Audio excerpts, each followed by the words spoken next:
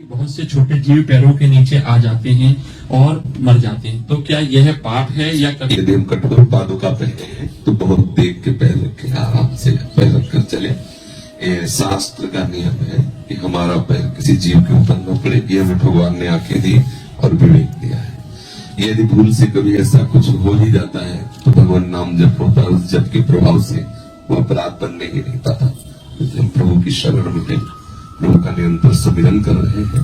कई तरह से पाप बनते ही बनते हैं। जैसे हम सोहनी लगा रहे हैं, झाड़ू लगा रहे हैं, कहीं भी लगाओ तो उसकी रगड़ से, जैसे बड़ा चीटा है तो उसकी टांगे टूट जाएंगी। अब सोहनी लगाना ही लगाना है। श्री जी की कुंड पोछा लगा रहे हैं, कितना हटा, हमने स्वयं देखा श्री की सेवा करते समय फूल झाड़ू से लगाओ, हटा के फूक फूक के, फिर भी जब पोछा धो तो 2-4 चींटी इसमें मरी मिलती है। अब तो गैस चूल्हा पे लकड़ी कंडा का चूल्हा, तो कहीं न कहीं कीड़े मकोड़े ऐसा।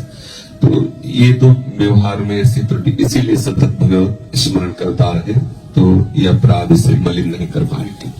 और चेष्टा रखे कि जानकर हमसे कोई अपराध न बने, तो जैसे श्री की इच्छा। अच्छा, डंक वाले जीव होते हैं जैसे सांप और बिच्छू या मच्छर, इनको कई बार ऐसी व्यवस्था होती है घर में, वो मशीन होती है जो चल रही है जिससे मच्छर मर जाते हैं। तो वैसे वो ऑल आउट वो एक बार हमारे यहाँ लगाया तो वो मतलब देखा समय 10 मच्छर मूर्छित पड़ा, आग फेंक दिया, इसकी जरूरत नहीं। एक मच्छरदानी लगा ली है अपनी बचत के लिए, तो हम कह सकते हैं, लेकिन उसका अहित हो किसी भी जीव का। जैसे बिच्छू है, हम एक सेनपुर स्थान है फतेहपुर जिले में, जब गंगा किनारे किनारे भ्रमण करते थे तो कई वर्ष वहां रहे। वहां सैकड़ों बिच्छू ऐसे घूमते थे जैसे बड़ा चीता, भूरी बिच्छू, काले बिच्छू, शास्त्रों सर्प, कई बीघे का जंगल जहां सूर्य की किरणें भी न जाए, बड़े बड़े विशाल बरगद के वृक्ष, कदम, बड़ा सुंदर शोभनीय आश्रम था। और पास में कल कल करती हुई भागीरथी बह रही है। एक बार कभी बिच्छू ने डंक नहीं मारा, कभी सांप ने नहीं काटा किसी को।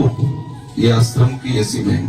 तो यदि हमारे बिच्छू मारनी है 8:10 में, तो 9 मिनट तक आप निर्भय रहिए। 10वें मिनट में जब तिजोरी में बंद हो जाए, वो मारेगी। तिजोरी के अंदर अपने आप पैदा हो जाएगी और आपको मारेंगे। ये लोग कहते हैं काल है, इसे मार देना चाहिए। तो उनसे पूछो कि काल को किसी ने मार पाया है क्या? काल ही सबको चाट जाता है, उसको कोई मार नहीं सकता है। तो हर जीव प्रभु की सृष्टि में प्रभु के द्वारा रखा गया है, तो उसका भी अधिकार, जितना आपका अधिकार है उतरे उसका भी अधिकार। अपना बचाव पक्ष रख रहे हैं। बचाव पक्ष में यदि कुछ ऐसा हो, जैसे मानो कोई जीव है, हम उसको दूर फेंक, अब उसको जो कष्ट हो रहा है हमारे पकड़ने से, जो चेष्टा से, वो बात अलग है। हम अपने बचाव पक्ष में है, उसके मारने के पक्ष में नहीं। जैसे सांप हम पर आक्रमण कर रहे हैं, डंडे से उसे दूर फेंक रहे, इसमें उसको कष्ट हो रहा है, ये हमारे बचाव पक्ष का है। उनसे अब ऐसा तो नहीं है कि भाई हाथ में गोद में लेकर चूम के उसको छोड़े जाए, ऐसा तो मतलब सांप है तो डंडे से मारेंगे नहीं, लेकिन उसको दूर हटाएंगे। परिवार है, बच्चा है, तो जंगल की तरफ उसे नहीं। इतने में जो उसे कष्ट मिल रहा है, उसको प्रतिकूलता मिल रही, वो जाने। हम अपने बचाव पक्ष में, मारने के पक्ष, मारने का पक्ष कहीं नहीं लिखा हुआ है। शास्त्रों में कहीं ऐसा नहीं पाया गया कि आप सांप मारो, बिच्छू मारो, ऐसा। वो भागवत में तो आता है कि अगर आप मच्छर मारते हो ऐसे, तो आपको भी उसका नर्क भोग भोगना पड़ेगा।